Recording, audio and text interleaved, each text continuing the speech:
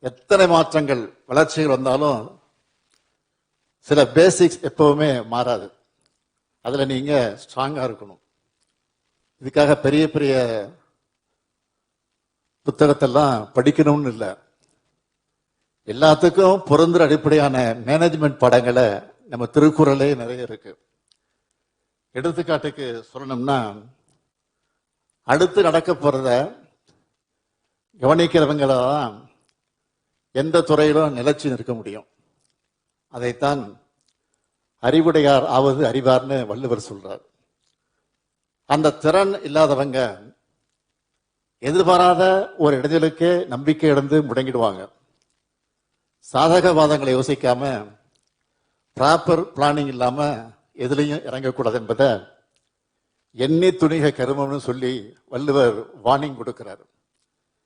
எவ்வளவு நல்ல ஐடியாவா இருந்தாலும் டைமிங் ரொம்ப முக்கியம். அதைத்தான் காலம் அறிந்து கடிது செயல் வேண்டும்னு சொல்றார்.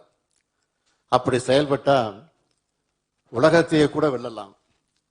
சரியான ஆளை போட்டா தான் எந்த வேலையும் சரியா நடக்கும் என்பதை இதனால் இவன் முடிக்கும் என்ற குரல்ல சொல்றாரு. இது எல்லாத்துக்கும் மேல நாம பண்ணுற செயல்லையும் அறம் வாய்மையை தவறுவிடக்கூடாதுன்னு திரும்ப திரும்ப சுட்டி காட்டுகிறார். இந்த வாழ்க்கை பாடங்களை நீங்க ஒவ்வொருத்தரும் எப்பவுமே மறக்காம இருக்கணும்.